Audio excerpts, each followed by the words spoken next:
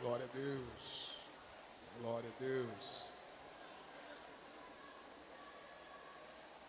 Deus está nesse lugar.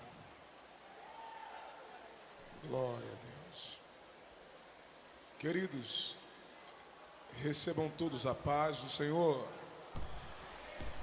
A do Senhor, irmãos. Aleluia. Seja Deus louvado por essa noite de festa, por mais este congresso, pela bênção e a sua graça de podermos estar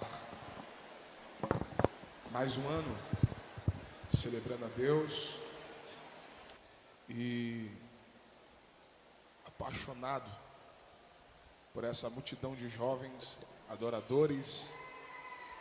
Você que saiu de sua casa, de sua cidade e veio adorar Jesus.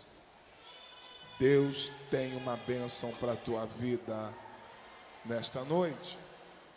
Enquanto vocês vão retomando seus lugares, deixa eu aproveitar, louvar a Deus pela vida do pastor Joás Posidônio, junto da missionária Vércia.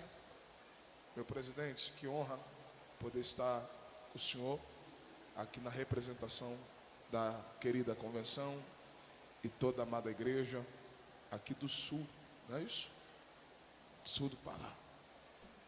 Me dirigindo ao Senhor, eu me dirijo a todos os pastores presidentes de campo, todos os líderes que aqui estão. Seja Deus louvado pela vida dos santos. Ao nosso querido pastor anfitrião, né, aqui de Paraupebas, pastor Mariano Fernandes, junto da missionária Raquel. Seja Deus louvado pela sua vida, meu líder, sua muito digna esposa, toda a amada igreja aqui em Parauapebas. Louvar a Deus pela vida do presidente da Comadespa, evangelista José Paulo. Que Deus abençoe sua vida e toda a sua comitiva, toda a liderança. Louvar a Deus também de forma especial pela vida do senador Zequinha Marinho. Que Deus abençoe Vossa Excelência, continue lhe dando muita graça, saúde e sabedoria para conduzir aquilo que o Senhor colocou em suas mãos. Seja Deus louvado por Vossa Excelência. Louvar a Deus pela vida do evangelista Natanael, que foi a ponte para estarmos aqui. Seja Deus louvado. Gente, estou feliz demais em estar adorando a Deus aqui junto. Cantor Paulo Neto. Paulo Neto é um príncipe de Deus, é uma voz que Deus levantou nesse Brasil e afora. É um jovem extraordinário que carrega uma graça, uma unção e um talento peculiar, específico. E eu glorifico a Deus por sua vida. Seu pai, que é meu pai, é uma referência, pastor Amós Alves. Seja Deus louvado. Saudade que eu estava do Senhor. Deus abençoe Jefim, que está aqui no teclado. Deus abençoe Charles, my brother, que Deus abençoe. Queridos, quantos querem continuar ouvindo Deus falar, digam amém. Os que trouxeram a Bíblia, abram-na. Prometo-vos que serei objetivo, mas serei fiel no que o Espírito Santo colocou em meu coração. O Santo Evangelho de Jesus, escrito por Lucas, capítulo de número 4. Evangelho de Jesus, escrito pelo Dr. Lucas, capítulo 4. Localize o versículo que está no parágrafo 18. Para a nossa breve meditação. Quantos me ouvem, diz amém.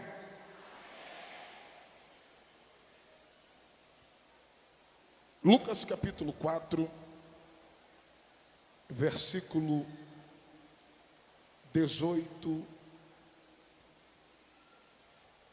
Os que já se localizaram no texto, digam: eu vou para o céu. Está escrito assim: O Espírito do Senhor está sobre mim, porque me ungiu. Porque me ungiu para pregar o Evangelho aos pobres. Ele enviou-me para curar aos quebrantados de coração, para pregar libertação aos cativos e restauração da vista aos cegos, e para pôr em liberdade os oprimidos, para pregar o ano aceitável do Senhor. E você diz amém. Antes de se assentar, levante o dedo de profeta. Levante o dedo de profeta ao mais alto que você puder. Isso. Levante o dedo de profeta. Isso. Você vai apontar o dedo de profeta para o crente mais pentecostal que estiver perto de você. Aponte o dedo de profeta aí para o jovem mais pentecostal. Isso. Dá um sorriso para esse vaso aí. Dá um sorriso para esse crente, para esse jovem. Interaja com ele, interaja.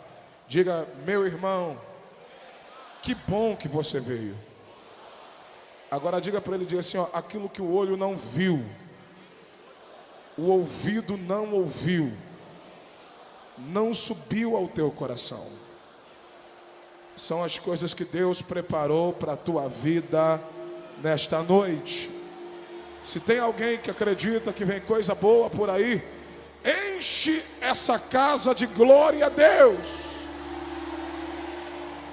Se assente dando glória a Jesus. Redobre a sua atenção, por favor. Redobre a sua atenção, por favor. Olhe para mim.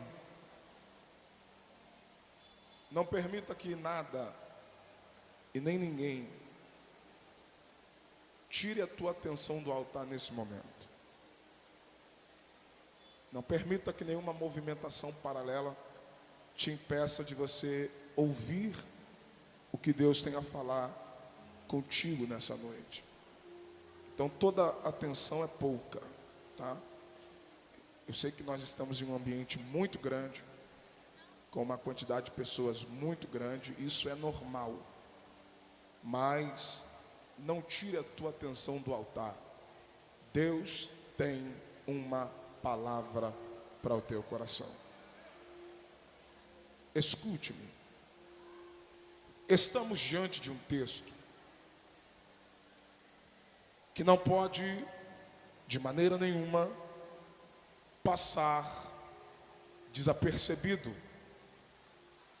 No Evangelho de Jesus, escrito pelo Dr. Lucas, até porque no capítulo 4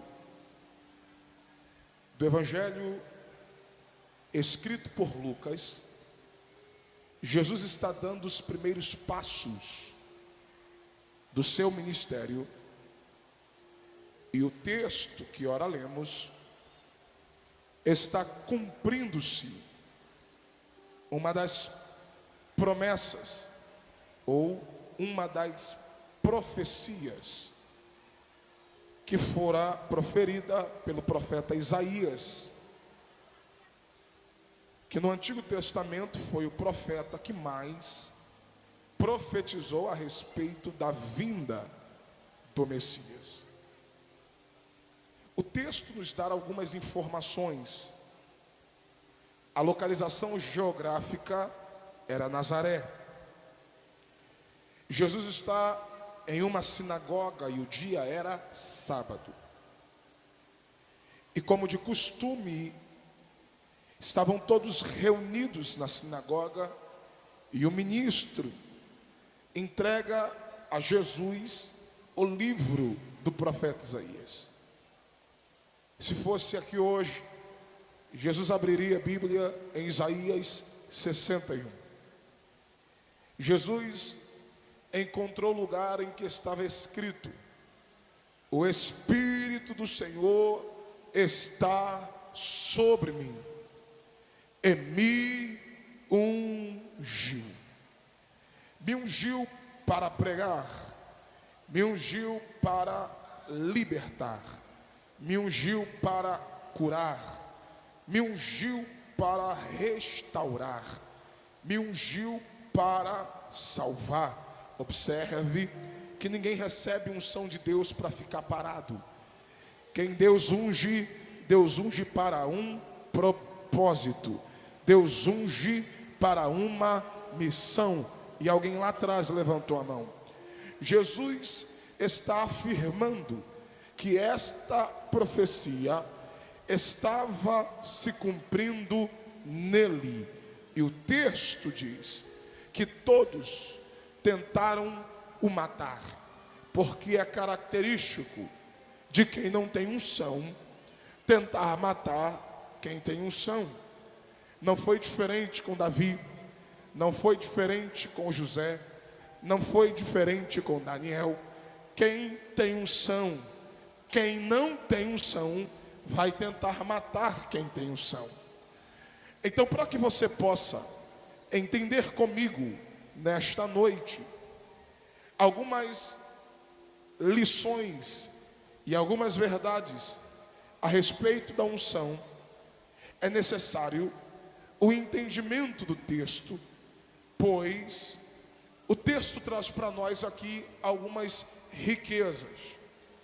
Se você pegar o capítulo 4 e o versículo de número 1, o texto diz que Jesus, cheio do Espírito Santo, voltou do Jordão e foi conduzido pelo Espírito ao deserto para ser tentado pelo diabo. Eu preciso que você se atente ao texto e redobre a sua atenção, porque a afirmativa do texto é que Jesus, cheio do Espírito Santo. Interaja com um crente mais ligado perto de você e diga: Jesus é cheio do Espírito Santo. Diga para pelo menos 2 pessoas, diga: Jesus cheio do Espírito Santo. A afirmativa que o texto está trazendo para nós, antes mesmo de Jesus começar o seu ministério, é que Jesus era cheio do Espírito Santo. Pastor, e por que é que Jesus é cheio do Espírito Santo? E o texto traz esta afirmativa de que ele é cheio do Espírito Santo, porque Jesus voltou do Jordão. Diga para alguém que está perto de você, diga: voltou do Jordão. Diga para essa pessoa memorizar, diga: voltou do Jordão. E o que tem no Jordão, pastor? Que Jesus, quando volta de lá, ele volta cheio. O que é que acontece no Jordão? Que Jesus, quando volta de lá, ele volta cheio. No Jordão existem alguns acontecimentos que vai marcar o ministério de nosso Senhor e Salvador Jesus Cristo.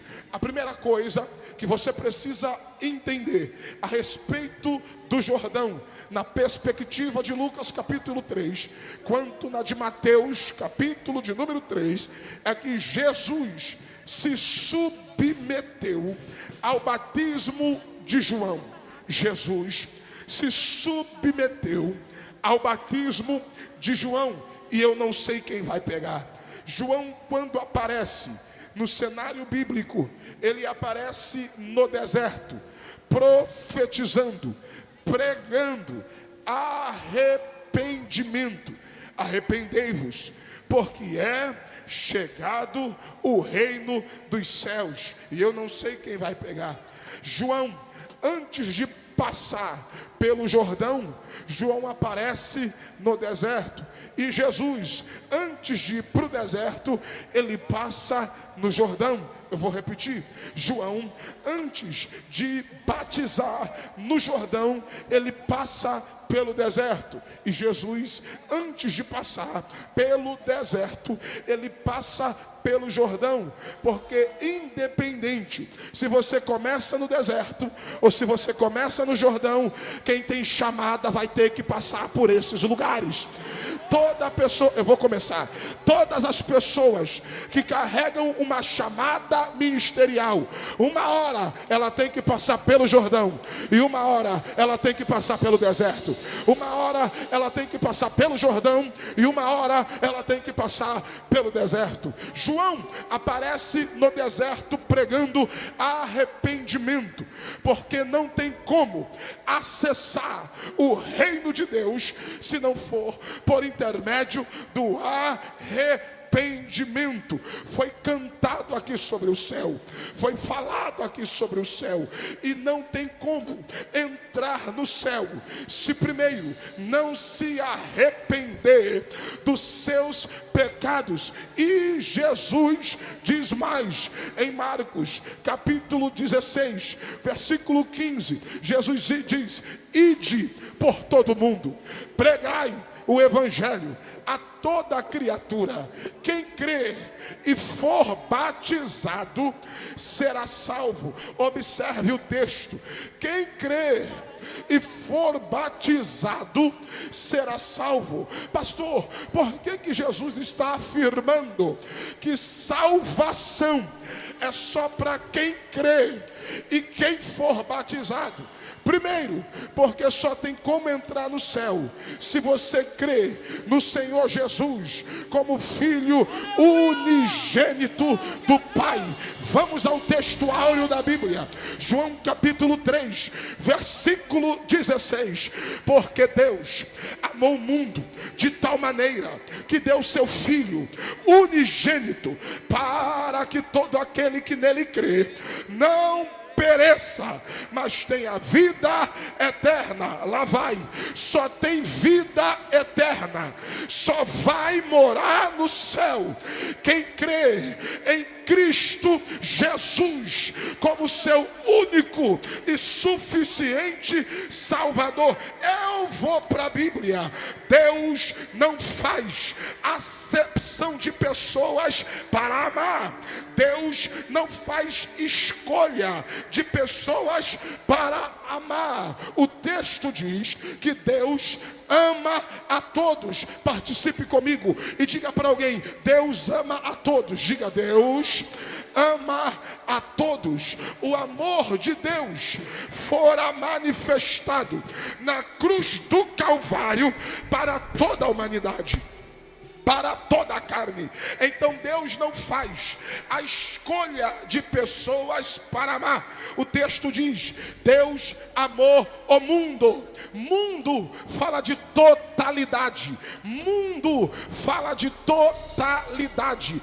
Deus ama a todos. Deus ama ao grande, Deus ama ao pequeno, Deus ama ao rico, Deus ama ao pobre, Deus ama ao magro, Deus ama ao gordo, Deus ama ao preto, Deus ama ao branco, Deus ama ao homem, Deus ama a mulher, Deus ama um oficial de justiça, Deus ama uma autoridade militar, mas Deus também ama o viciado, Deus ama também ao traficante, Deus ama ao hétero, mas Deus também ama o homossexual. Deus não faz escolha para amar, Ele ama a todos. Agora, salvação é outra história, salvação é outro papo.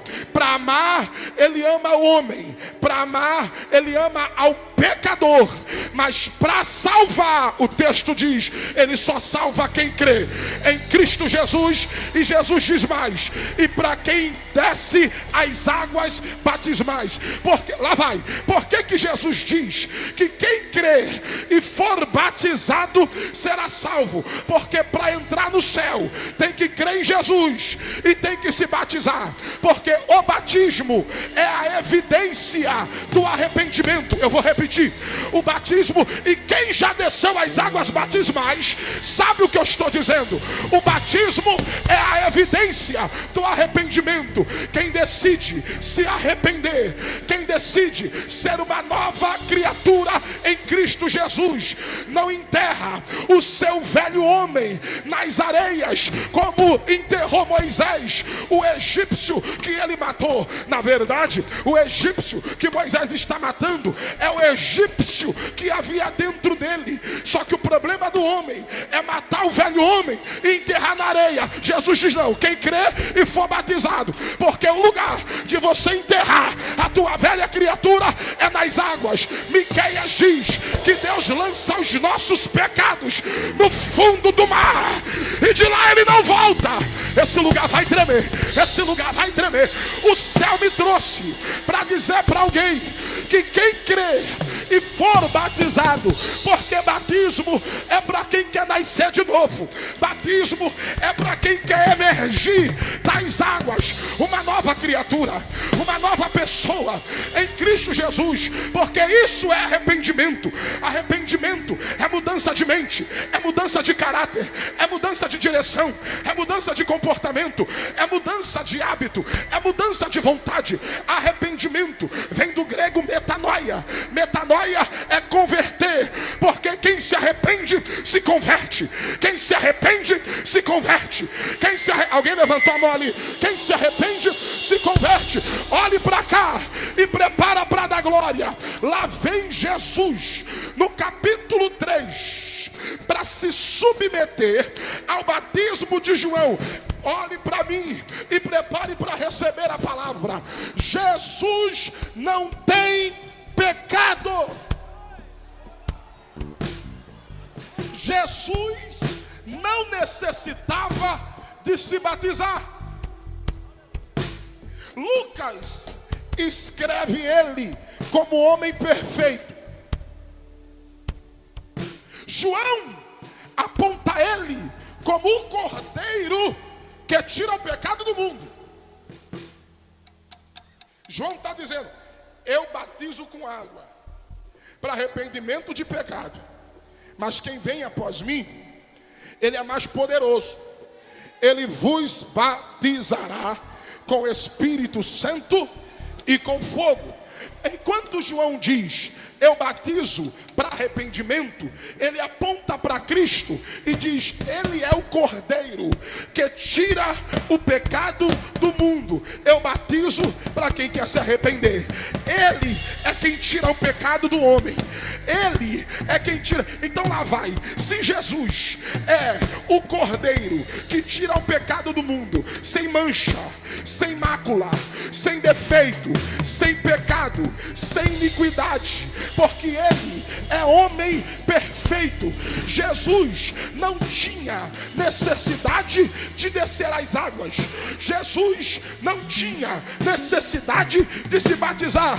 Então me responda, pastor, por que Jesus se batiza se ele não tinha necessidade de se batizar? Porque eu me batizei, porque eu decidi ser uma nova pessoa. Mas Jesus não precisava mudar. Jesus não precisava se arrepender.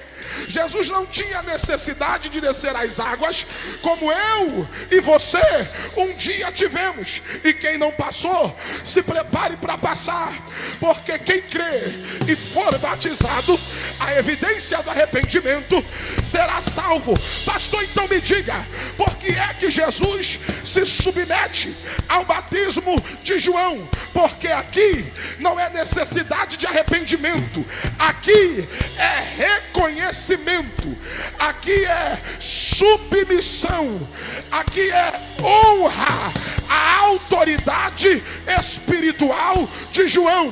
Jesus não se submete para se arrepender. Jesus se submete para honrar.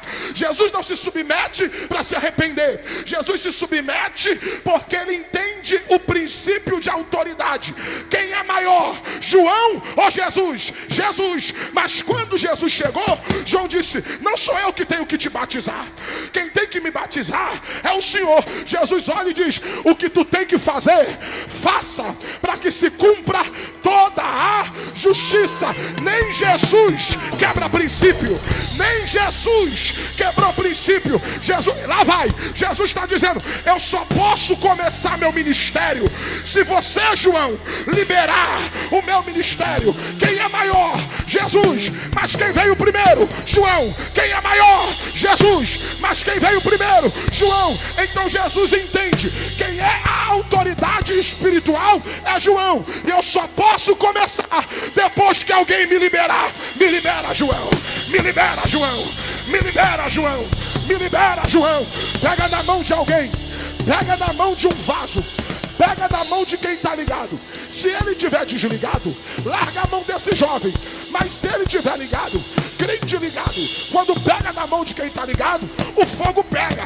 Segure na mão de alguém e diga para ele, diga para ela: o segredo para o sucesso do teu ministério é você estar debaixo de autoridade espiritual.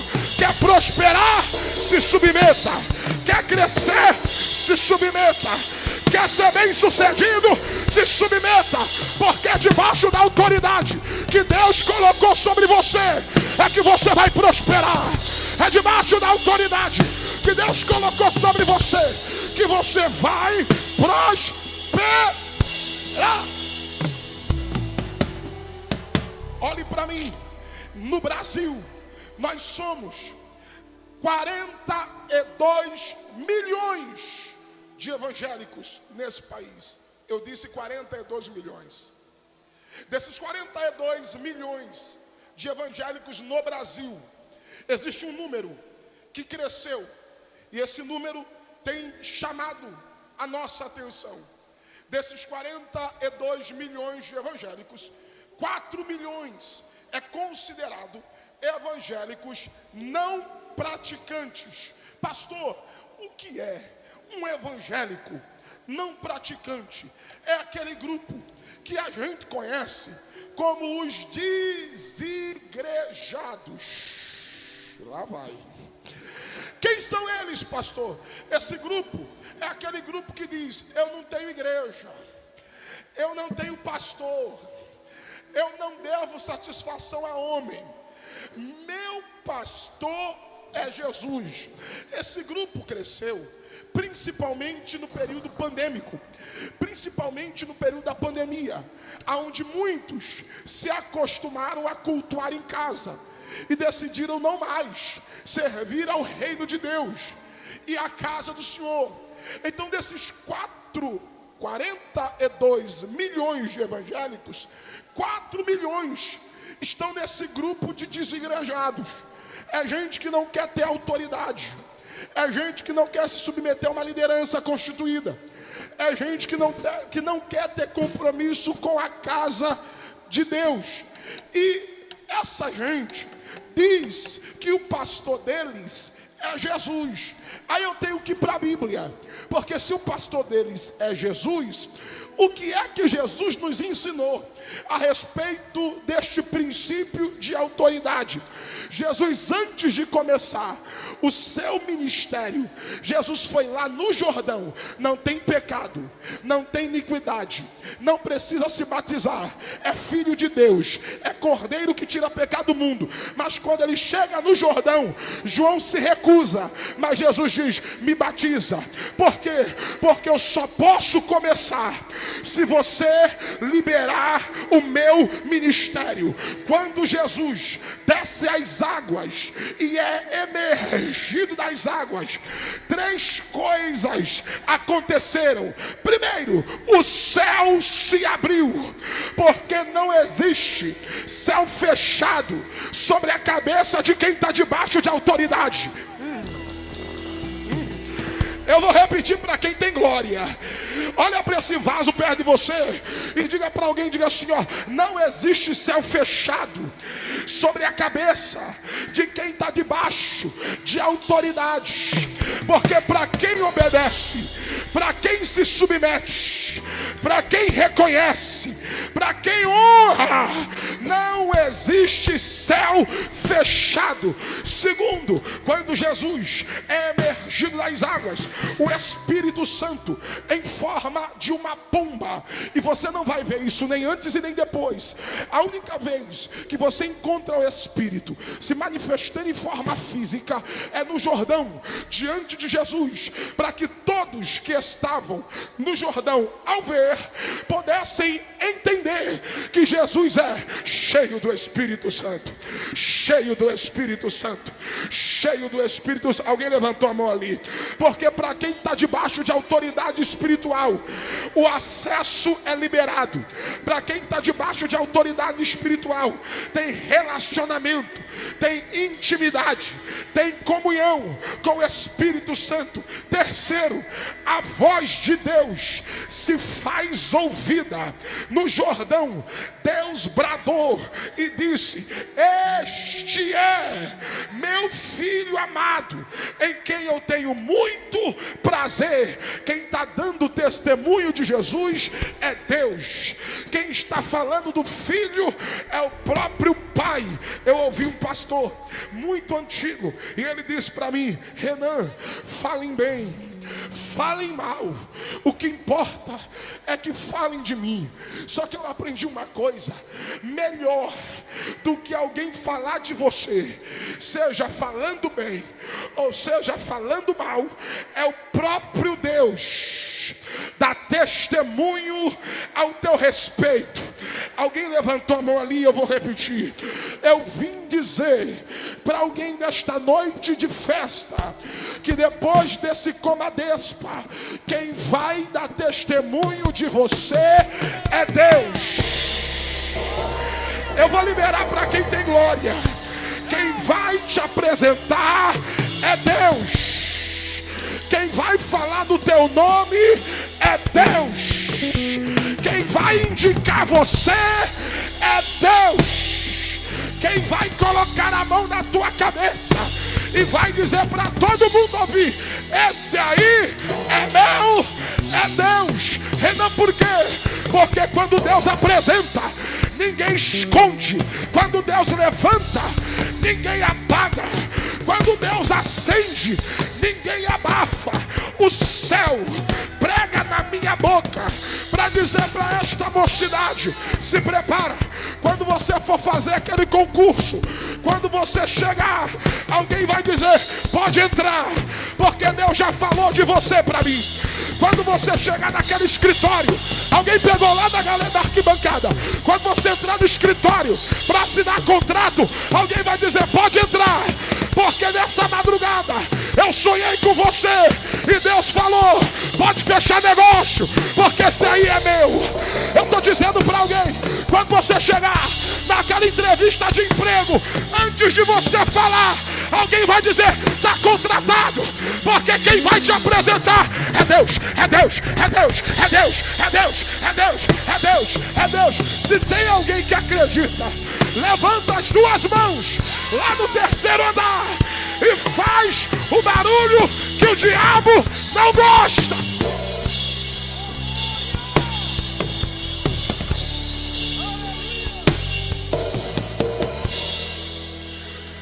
Cata a mão de um vaso ligado aí, rápido. Cata a mão de um vaso ligado aí. Se tiver desligado, larga a mão dele. Segure na mão de um crente. Se você tem comunhão com ele, se você tem comunhão com ela, interaja com esse vaso. Tem gente que é tão ruim que nem para pegar na mão presta. Mas pega na mão de alguém que está ligado aí perto de você. Pega na comunhão, pega na comunhão, pega na comunhão. Porque o céu me trouxe aqui para dizer: assim como Deus deu testemunho de Davi e disse: achei a Davi meu servo, homem segundo o meu coração, que fará toda a minha vontade. Deus vai falar de você. Assim como Deus deu testemunho de Paulo, quando ele disse para Ananias: vai, porque este é para mim um vaso escolhido. Deus vai dar testemunho de você. Assim como Deus deu testemunho de Gideão e disse: vai, porque tu é homem valente e valoroso. Deus vai dar testemunho de você. Assim como Jesus deu testemunho de João, dizendo: dos nascidos de mulher não tem ninguém maior do que ele. Deus vai dar testemunho de você. A autoridade que você honra, a unção que você respeita, é nela que tu vai prosperar. É nela que Deus vai te honrar. É nela que Deus vai te fazer romper. É nela que Deus vai te abençoar. Se alguém crê na evidência da unção, faz o barulho para acordar para o Apebas esta noite.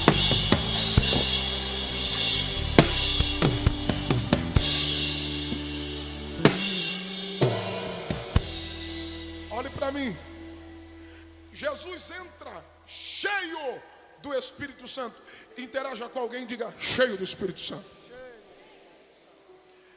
E por que cheio, pastor? Porque voltou do Jordão. No Jordão acontece isso que eu acabei de falar com vocês. Jesus se submete à autoridade espiritual de João.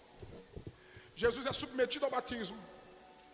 Os céus se abrem, o Espírito desce e Deus dá testemunho. Então, quando ele entra no Jordão, ele entra cheio. Quando ele entra no deserto, ele entra cheio. Como é que Jesus entra no deserto? Cheio. O texto diz, eu não sei quem vai pegar. O texto diz: e Jesus, cheio do Espírito Santo, voltou do Jordão e foi conduzido pelo Espírito ao deserto. Quem está conduzindo Jesus? Quem está conduzindo Jesus? Isso aqui é um prenúncio de Pentecostes. Isso aqui é um prenúncio de Pentecostes. Porque o Espírito que desce sobre ele no Jordão não sobe. Aleluia. O Espírito que desce sobre ele no Jordão é quem vai conduzi-lo no deserto. Isso é um prenúncio de Pentecostes. Porque em Atos 2, o Espírito desce sobre toda a carne. Em Mateus 3, ele desce sobre Jesus. Mas em Atos capítulo 2, ele desce sobre a igreja. Em Mateus capítulo 4, ele conduz Jesus no deserto. Mas em Atos capítulo 2, ele vai conduzir a igreja até o arrebatamento. E para onde é que o Espírito está conduzindo Jesus? No deserto, eu não sei quem vai pegar, para ser tentado pelo diabo. É por isso que eu estou dando ênfase para a sua atenção ao que está sendo ministrado, porque todas as vezes que você repete aquilo que eu falo, isso é uma didática. A repetição te leva à memorização, e a memorização te leva ao entendimento. Então, todas as vezes que você repete aquilo que eu falo, você está assimilando aquilo que eu estou dizendo. E a partir do momento que você assimila aquilo que eu estou dizendo, a sua mente vai ser iluminada ao entendimento daquilo que o Espírito Santo está ministrando ao coração da igreja nessa noite. Então, redobre a sua atenção. Quando o Espírito desce, o texto diz que ele está conduzindo Jesus no deserto para ser tentado pelo diabo. Duas coisas que você precisa se atentar. Quem está levando Jesus para ser tentado pelo diabo é o Espírito. Espera aí, pastor. O Espírito deveria ser ao contrário. Ele deveria me livrar desses encontros com o mal. Ele deveria me livrar da aparência do maligno. Só que aqui quem está levando Jesus para ser tentado pelo diabo é o Espírito. E é justamente o que você precisa entender. A diferença entre provação para tentação. Deus não tenta quem o diabo? Deus prova. Oh, glória! Alguém deu glória lá atrás. Deus não tenta. E por que não tenta? Porque quem te tenta na ideia de descobrir ou tentar revelar quem você é. É por isso que Deus não tenta. Porque Deus não precisa descobrir quem você é. Deus sabe quem você é. É por isso que Deus prova o homem. Porque toda aprovação, ela vem acompanhada de uma aprovação. E todas as vezes que você vê Deus provando alguém, a ideia de Deus na provação é uma promoção. Porque tu nunca vai ver Deus provar alguém para deixar alguém no mesmo nível. Você nunca vai ver Deus provando alguém para deixar alguém do mesmo jeito, no mesmo tamanho, no mesmo patamar. Toda vez que você ver Deus provando alguém, Deus quando prova alguém, é porque Deus vai aprovar, é porque Deus vai promover, é porque Deus vai te mudar de patamar, Deus vai te mudar de nível. Por isso que Deus prova. E o diabo tenta. Porque o diabo tenta? Porque o diabo não conhece você. Ele pensa que te conhece, ele diz que te conhece, mas o diabo não é Deus. Não coloque Satanás em um patamar que ele não está, porque Satanás não é divindade. Satanás é anjo caído. Para Deus ele é servo. Deus diz vem, ele vem. Deus diz vai, ele vai.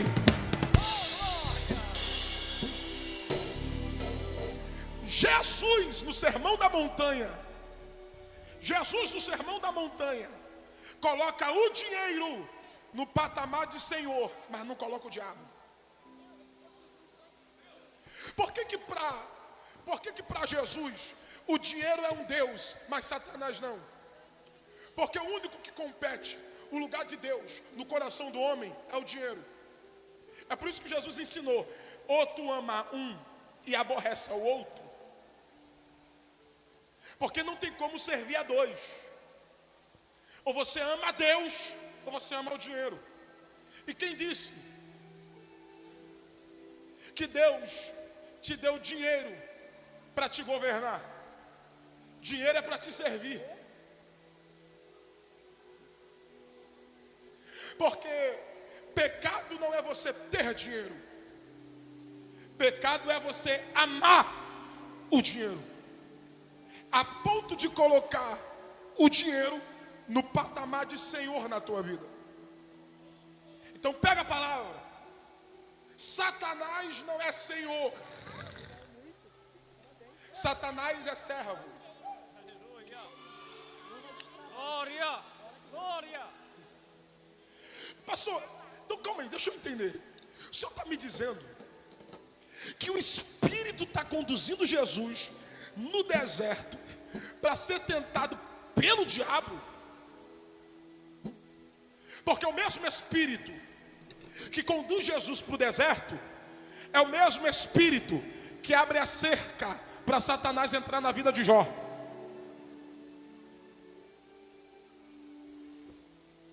Você está aí? Aleluia. Quando nós encontramos o capítulo 1 de Jó, redobre a sua atenção. Versículo 1 é o texto dizendo para nós quem é Jó. E havia um homem na terra de Uz, que se chamava Jó, reto, íntegro, temente e que se desviava do mal. Perceba que é o texto dizendo para nós quem é Jó. Vamos para a Bíblia. Versículo 8. É Deus quem vai dizer quem é Jó para Satanás. Viste meu servo Jó? Porque quem Deus conhece, Deus apresenta. Eita glória. Quem Deus conhece, Deus dá testemunho. Pastor Amós, Deus não coloca a mão em cabeça errada. Você só vai ver Deus ungir. Você só vai ver Deus colocar a mão na cabeça de quem Ele conhece. E Deus te conhece tanto que antes mesmo de você existir, Ele disse para Jeremias: eu já te separei e declarei às nações: é profeta, é profeta, é profeta. Deus te conhece mais do que os teus pais te conhecem. Deus te conhece mais do que os teus melhores amigos te conhecem. Deus te conhece mais do que você mesmo se conhece. Lá vem Satanás. Aí Deus diz: está vindo de onde? Rodear a terra, passear por ela. Aí Deus olha e diz assim: viste meu servo Jó? Pega a palavra. Não é Satanás que pergunta a Deus de Jó. É Deus quem faz questão de dar testemunho de Jó para Satanás. Viste meu servo? E Deus vai dizer para Satanás o que o texto diz para nós. O que o texto diz para nós, versículo 1, Deus diz para Satanás, versículo 8: viste meu servo Jó, que não há na terra ninguém igual, homem reto e íntegro, que teme ao Senhor e que desvia-se do mal. Lá vai. A única coisa que Deus vai mudar aqui é a conjugação do verbo. Porque o texto diz que ele é reto e íntegro, temente a Deus e que desviava-se, passado. Quando é Deus que vai falar, Deus diz reto e íntegro, temente e que desvia-se, presente. Pastor, por quê? Porque tudo que o diabo quer é que você deixe de ser. Porque já percebeu que tem gente que vive de passado. Já cantou, já pregou, já serviu, já cantou na Comadespa, já foi do coral, já serviu a Deus, já foi homem de Deus, já foi mulher de Deus. Tem gente que vive do passado. E tudo que o diabo quer é roubar a tua identidade a respeito de quem você é em Deus. Então quando Deus diz, ele é temente, ele é reto e íntegro, ele anda se desviando, é Deus dizendo para Satanás: não se iluda, não se engana, porque Jó não era, ele permanece. Jó não era, ele continua. Alguém ali deu glória a Deus. Eu vou liberar a palavra. O céu me trouxe nesse Comadespa para dizer para alguém: o diabo queria que você deixasse de ser. O diabo queria que você saísse da igreja. O diabo queria que você saísse do altar. O diabo queria que você largasse o ministério. O diabo queria que você desistisse. O diabo queria que você fosse uma página virada. Só que Deus me trouxe do Rio de Janeiro para dizer para alguém aqui nesta noite: você não deixará de ser. Você vai permanecer firme, firme, firme e constante. Firme e constante. Olha para esse vaso que está perto de você e diga para pelo menos 3 crentes: diga, você vai permanecer, você vai continuar. Diga, você vai permanecer de pé.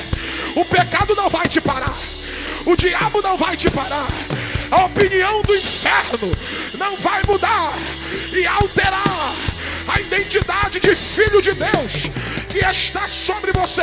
Eu não sei quem vai pegar. Eu não sei quem vai pegar.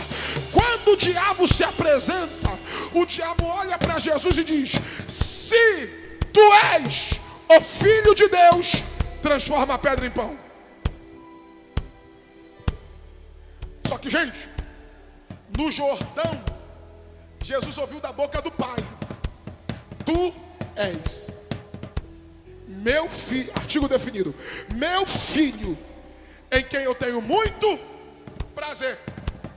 Então no deserto, o diabo vem e diz: se tu és filho de Deus. Mas no Jordão, Deus disse: tu és meu filho.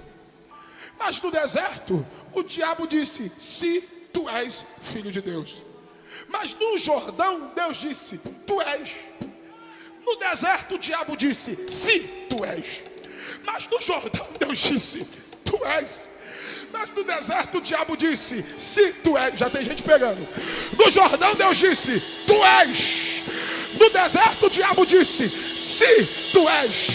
No Jordão, Deus disse: tu és.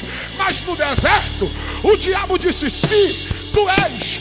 Mas no Jordão, Deus disse: tu és. Quem falou primeiro foi Deus. Quem disse primeiro foi Deus. Aí Jesus olha e diz: também está escrito: nem só de pão vive o homem, mas de toda palavra, de toda palavra, de toda palavra, de toda palavra que sai da boca de Deus. Eu vou liberar para quem tem glória.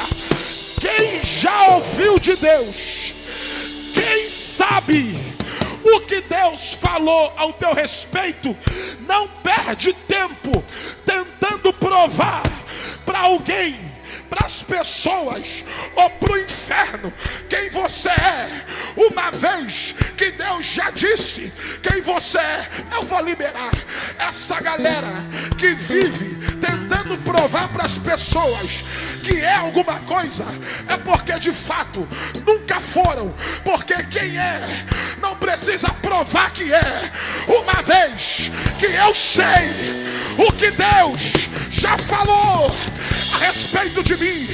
Eu sei o que Deus falou a respeito de mim. Levanta a mão do terceiro andar. Levanta a mão do terceiro andar. Levanta a mão do terceiro andar. Porque prega Deus na minha boca esta noite para dizer para alguém que me ouve: não tem opinião do inferno que vai mudar o que Deus falou a respeito de ti. Se Deus disse que tu és filho de Deus, não tem diabo para alterar a tua identidade. Amácia. Alguém pegou aqui no altar. Se Deus disse que tu és filho de Deus, o pecado não altera isso, o diabo não altera isso, quem não gosta de você não altera isso, quem persegue a obra de Deus não altera isso. Nós estamos vivendo em uma era digital, aonde a internet deu voz para muita gente sem noção, para muita gente sem escrúpulos. E quem tem boca fala o que quer, porque até papagaio fala. Só que nessa era digital, onde as pessoas vivem anulando as suas vidas para viver em função da vida dos outros, vai sumir glória, mas eu vou falar.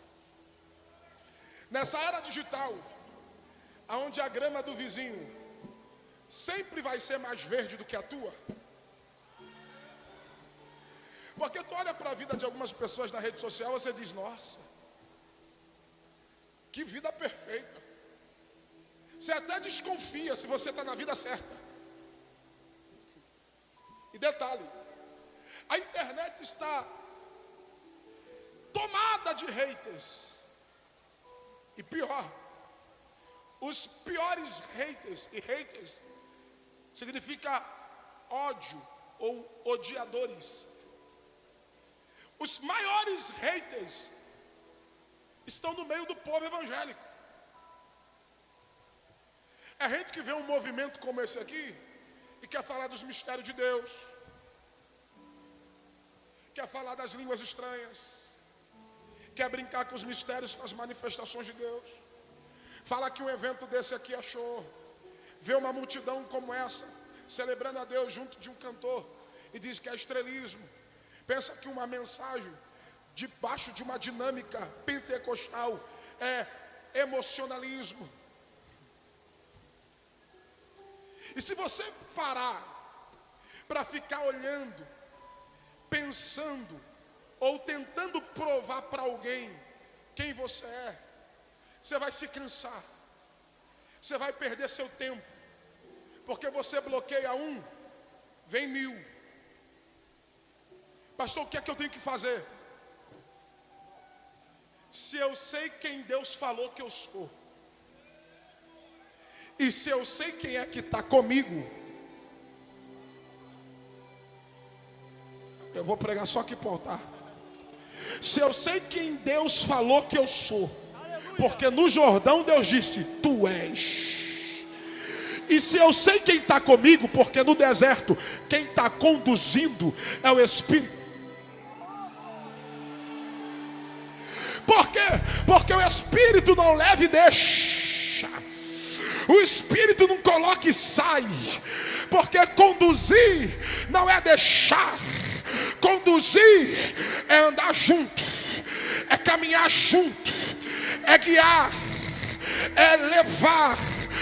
Alguém levantou a mão ali, eu vou liberar a palavra. Quando a mão de Deus leva Ezequiel e coloca ele no vale, a ideia que vem à nossa mente é que a mão colocou e deixou. Só que a mão de Deus leva, mas a mão de Deus não deixa. Porque quando ele olha para o meio do vale cheio de ossos, a Bíblia diz: e ele me fez andar. Ezequiel não andou porque quis. Ezequiel andou porque a mão que levou ele para lá pegou ele e disse: caminha, porque eu não te coloquei para ficar parado. Caminha, caminha, caminha. Alguém lá em cima levantou a mão. Eu vou liberar para quem tem glória. O Espírito Santo não te transporta, o Espírito Santo te conduz.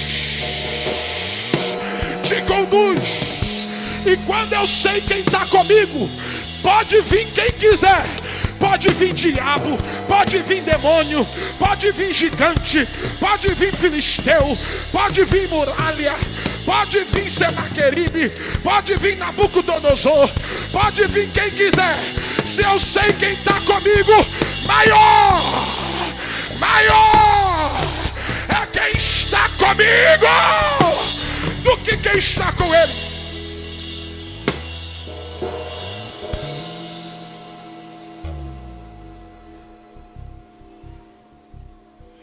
Pastor, deixa eu entender. Então o senhor está dizendo que Jesus é levado pelo próprio Espírito para ser tentado pelo diabo, pelo fato de Deus saber quem é Jesus? Yes. Porque Deus sabe tanto quem é o filho dele. Porque ele disse: eu e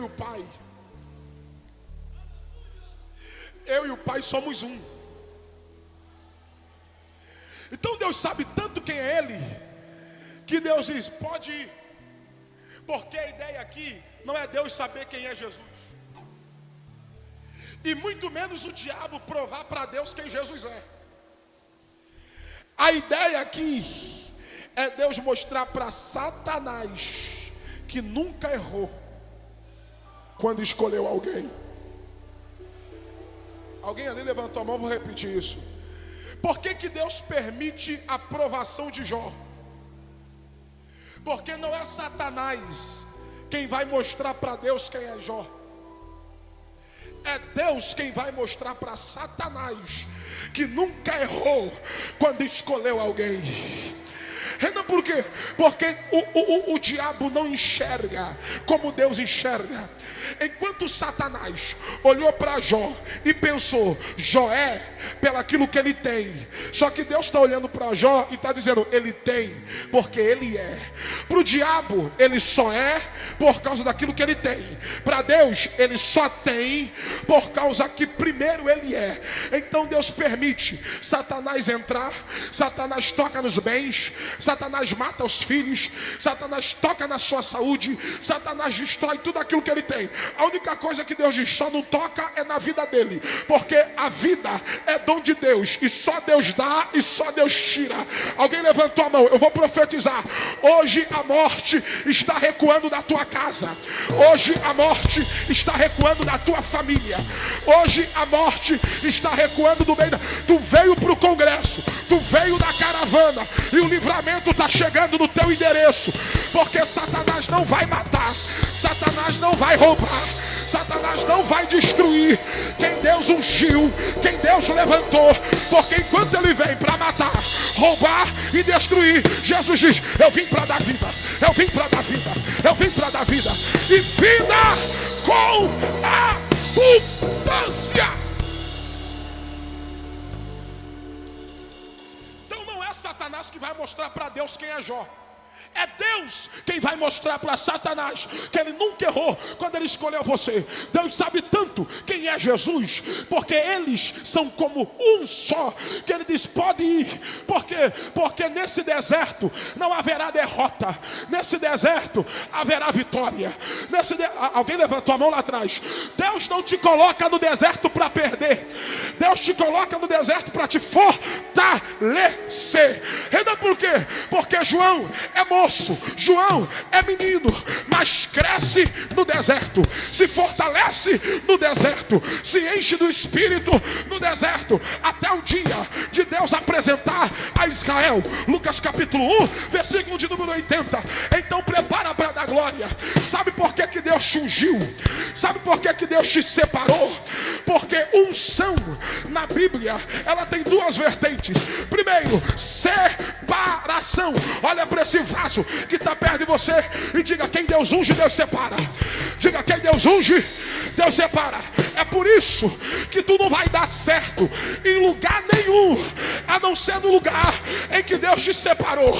Pastor, por quê? Porque tem gente que nem para desviar serve, nem para desviar consegue, porque tu pode ir para onde tu quiser. Se Deus te separou, tu é de Deus, está amarrado no altar, não tem para onde você correr. Quem Deus unge, Deus separa. Porque unção no Antigo Testamento servia para separação, e separação está ligada diretamente à santificação. Porque santidade não é religiosidade, santidade é essência, santidade é separação. Alguém levantou a mão. A segunda vertente da unção é que a unção, ela empodera, a unção, ela dá poder, a unção, ela te dá capacidade de você fazer o que pessoas comuns, o que pessoas normais não são capazes de fazer, porque a unção empodera.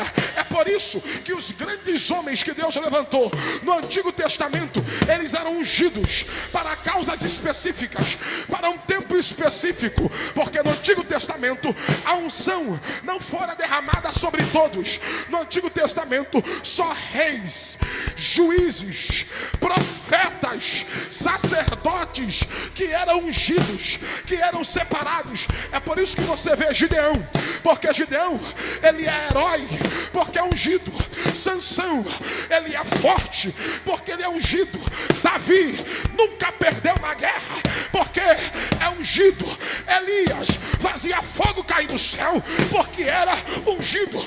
Eliseu tinha porção dobrada, porque era ungido.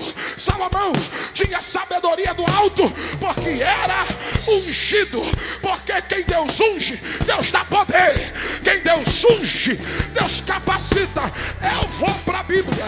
Quando o diabo bate em retirada, porque a Bíblia diz: sujeitai-vos, pois, a Deus, resisti ao diabo e ele fugirá de vós. Olha para esse vaso que está perto de você, olha para esse crente e diga assim: hoje Satanás vai correr. Diga: hoje ele vai bater em retirada, vai sair dos teus negócios, vai sair da tua família, vai sair do meio da tua parentela, vai sair da tua empresa, vai sair dos teus negócios, vai sair do meio daquela igreja. Pastor, por quê? Porque a submissão a Deus e a tua capacidade de resistência vai colocar esse demônio para correr. Quando Jesus coloca Satanás para correr, a Bíblia diz: e veio os anjos dos céus e o serviram. Prepara para dar glória, porque eu vou liberar a palavra profética. Quando Jesus come do banquete que o céu preparou para ele no deserto, versículo 14, olha como Jesus sai do deserto, versículo 14, e Jesus no poder do Espírito, e Jesus no poder do Espírito, e Jesus no poder do Espírito voltou para a Galileia, e a sua fama correu por todas aquelas terras em redor. Prepara para dar glória. Não é como você chegou, é como você vai sair daqui. Não é como você entrou, é como você vai voltar para a tua casa, depois alguém lá em cima levantou a mão. Eu vou liberar para quem tem glória. Tem gente que chegou no Comadespa, mas já chegou cheio, porque tem gente que já está vindo de oração, tem gente que já está vindo de jejum, já tem gente que está vindo de propósito, porque para fazer congresso tem que se preparar, tem que se encher, tem que se revestir. Tem gente que já chegou aqui cheio, só que tu vai sair deste congresso no poder, no poder, no poder, no poder, no poder, no poder, no poder, no poder, no poder, no poder. Já tem crente que pegou lá em cima. Eu vim declarar de forma profética: Deus não quer que você seja simplesmente um recipiente. Olha para esse vaso e eu encerro aqui. Olha para esse vaso que está perto de você e diga assim: ser cheio. Para a quantidade de gente que está aqui dá para ser melhor. Diga: ser cheio é bom. Diga: mas não é suficiente. Diga: Deus tem mais. Então por quê? Porque esse copo aqui, ele está cheio.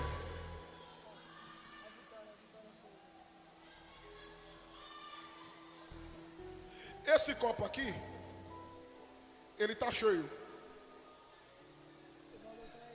Mas na medida em que eu vou consumindo o que está cheio,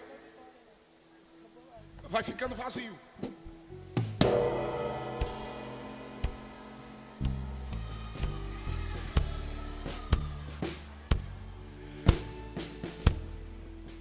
Por que Deus não quer que você seja apenas um recipiente? Porque tem gente que é dependente espiritual.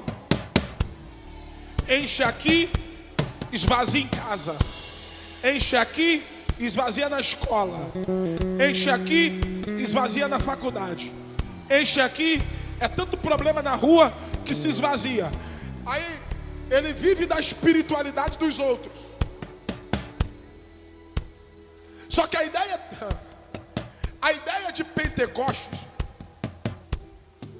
não é só te encher. A ideia de Pentecostes é te fazer uma fonte de poder.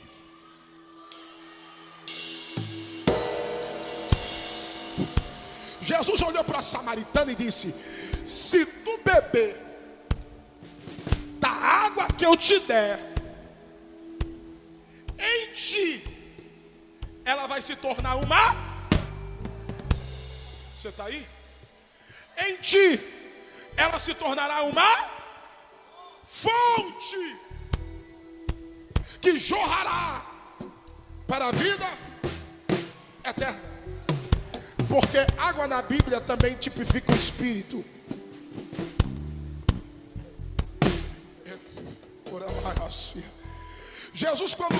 Jesus quando ressuscita, João capítulo de número 21, Jesus quando ressuscita, ele entra onde os discípulos estavam. Ele sopra sobre eles. E Jesus diz: recebam o Espírito Santo. Alguém levantou a mão. Eu estou dizendo que antes de Atos 2, Jesus já tinha soprado. Só que quando Jesus sopra em Atos capítulo 2, o sopro é para encher. Aí Jesus está em Betânia, no último dia, antes de ser ascendido aos céus. Jesus disse: essa é a ordem que eu vos dou: ficai em Jerusalém, até que do alto sejais revestidos de... Por que revestidos de poder? Porque cheio eles já tinham sido, porque Jesus já tinha soprado sobre eles. Só que Jesus não quer que você seja apenas um recipiente. Jesus quer que você seja uma fonte. Renan, por quê? Recipiente depende de espiritualidade dos outros. Fonte não. Aonde a fonte chega, até quem está vazio se enche por causa daquilo que Deus colocou. Alguém já pegou. Eu vou liberar. Olhe para mim e prepare para dar glória. Jesus, quando entra no deserto, ele entra cheio. E pode perceber, ele entra cheio, mas ele não transforma a pedra em pão. Ele entra cheio, mas ele não pula do pináculo.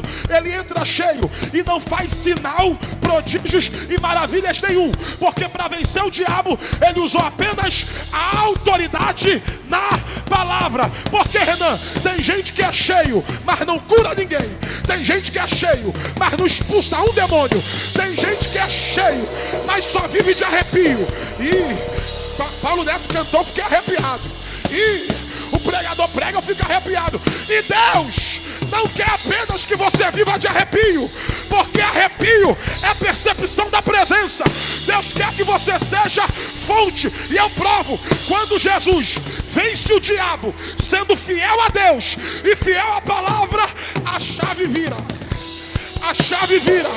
Deus diz, não vai ser mais cheio, agora vai viver no poder. Lucas capítulo 1, versículo 4. E Jesus no poder. Vem para a Bíblia. O poder aqui é a mesma tradução do grego para Atos 1, versículo 8. Mas recebereis poder. O poder aqui é dunamis. O poder aqui é virtude. Então Jesus, quando sai do deserto, ele sai no poder. Ele sai da dunamis. E a prova que ele sai do poder é que o primeiro lugar que ele vai é para um casamento. E o que aconteceu? O vinho acabou. Aí quando o vinho acaba e chega a hora do milagre, Jesus olha para os garçons e diz: enche as talhas, enche. Porque quem tem poder, aonde chega, a primeira coisa que faz é pegar o que está vazio e dizer: enche. Alguém pegou lá em cima. Enche. Eu vou para a Bíblia. Lucas capítulo 24, versículo 49. Jesus diz: mas ficai em Jerusalém, até que do alto sejais revestidos de poder, dunamis, virtude. Aí vem Atos, capítulo 1, versículo 8, Jesus diz: mas recebereis poder, dunamis, poder, virtude, ao descer sobre vós o Espírito Santo, e sereis minhas testemunhas, tanto em Jerusalém, quanto na Judeia, Samaria e até os confins.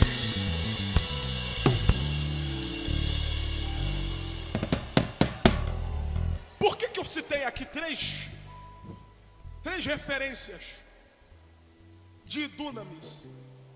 Lucas 4, 14, Lucas 24, 49 e Atos 1, 8. Perceba que é o mesmo escritor. Porque quem escreve essas três referências é Lucas. Porque dunamis vem do grego poder real,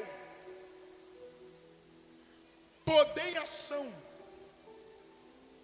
poder em movimento, dínamo, explosão de poder. Só que a tradução que eu mais gosto é essa aqui: fonte de poder.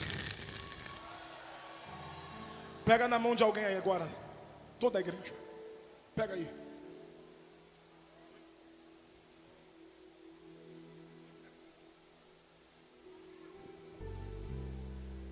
Olha, como diz lá no Rio de Janeiro, olha no caroço do olho desse crente aí. E diga: está preparado para virar essa chave na tua vida aqui hoje? Diga: está preparado para deixar de ser recipiente, para ser fonte de poder? Está preparado para ver teu ministério tomar outro nível? Está preparado para cantar e ver gente sendo curada durante a tua ministração? Está preparado para pregar e ver gente levantar de cadeira de roda, como eu vi em Chácara, em Minas Gerais? como eu vi mulher largar a muleta em Franca, em São Paulo. Está preparado para ver surdo ouvir, como eu vi na Almadego, em Goiânia, esse ano? Está preparado para ver poder, prodígios e milagres acontecerem? Ei, está preparado para deixar de ser crente superficial e fazer igual Ezequiel 47, mergulhar nas profundidades dos mistérios de Deus? Está preparado aí? Está preparado aí? Eu vou liberar para quem tem glória. Jesus, quando sai no poder, ele entra na sinagoga e ele diz: o Espírito do Senhor está sobre mim e me ungiu, porque unção te dá poder. Me ungiu para pregar, me ungiu para curar, me ungiu para restaurar, me ungiu para salvar. Porque ninguém recebe unção para ser crente de banco. Quem Deus unge para fazer alguma coisa na obra de Deus. Agora prepara o glória. Quando João diz, eu vou para a Bíblia.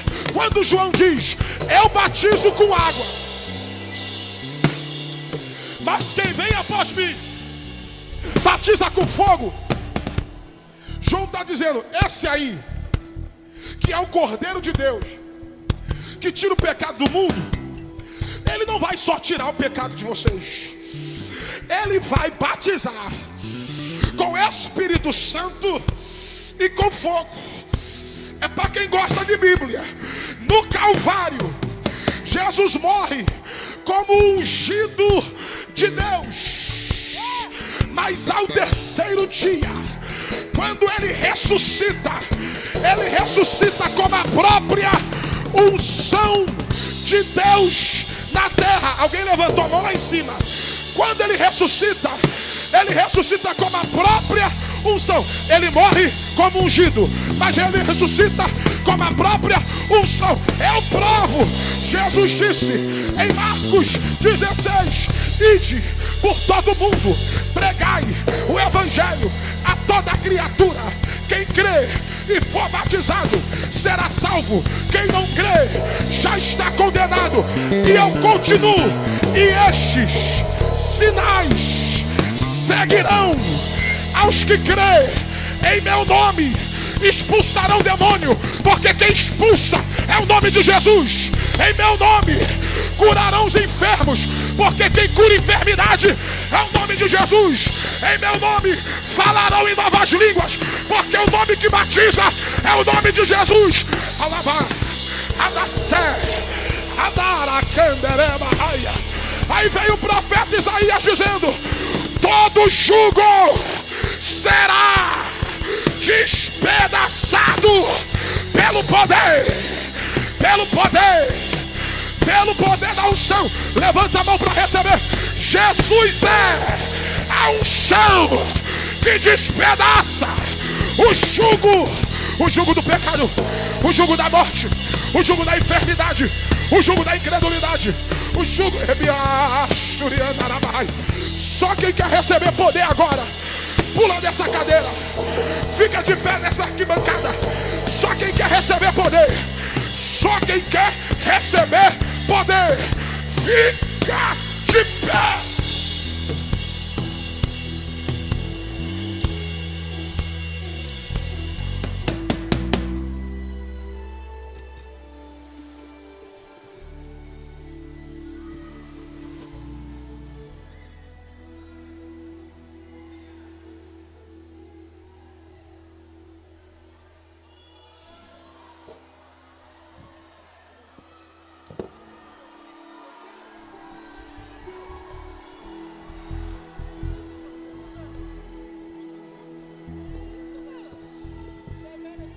Fica de pé.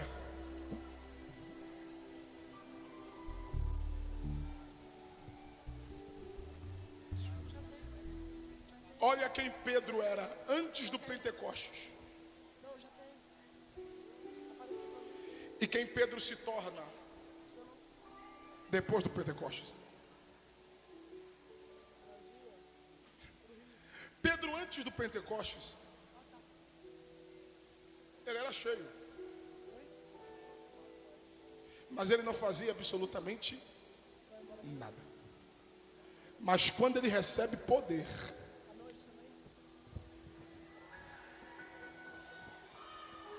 na primeira pregação, mais de 3.000 almas. Ele vai no culto orar, levanta o paralítico, o coxo que estava na Porta Formosa. As pessoas, quando Pedro passava, se jogavam debaixo da sua sombra. Pedro foi um dos apóstolos, se não o apóstolo mais usado da igreja primitiva. Porque quando eu deixo de ser recipiente para ser fonte, eu saio do natural para acessar o sobrenatural.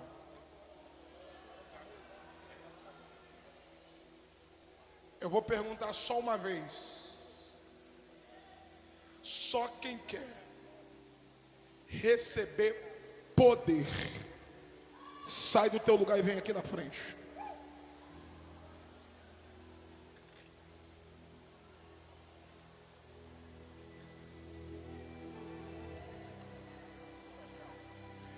Quem não é batizado com o Espírito Santo, pastor, eu quero falar em línguas hoje. Também sai do teu lugar e vem aqui na frente.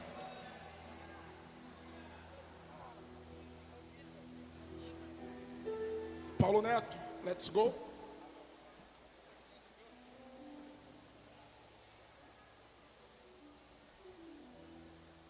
Até a forma que você vem pautar determina o que você vai receber de Deus, viu?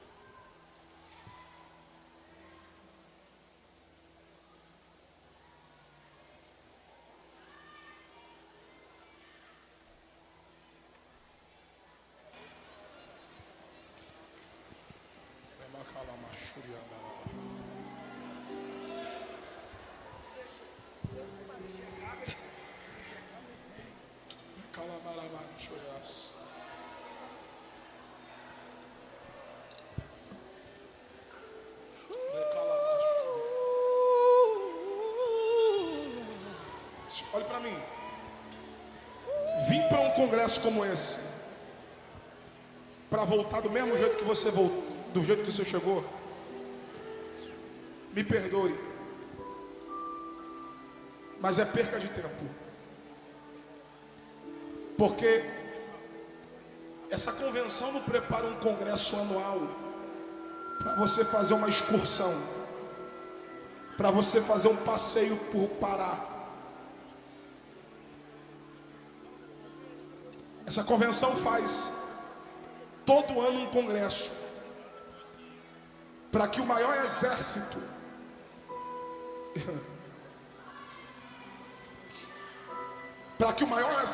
de Deus, de jovens no estado do Pará, se levantem para incendiar esse estado. Eu estou na capital do Pentecostes do Brasil. Eu vou repetir. Eu estou na capital do Pentecoste no Brasil.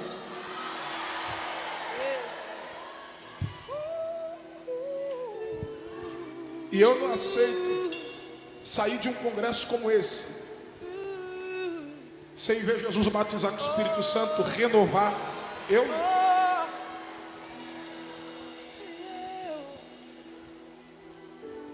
Ei, faz um favor para a tua alma. Era para você ter deixado o teu telefone no banco, na bolsa. Porque aqui não é para quem vai tirar foto do Paulo Neto, aqui não é para quem vai filmar. Aqui é para quem vai receber poder.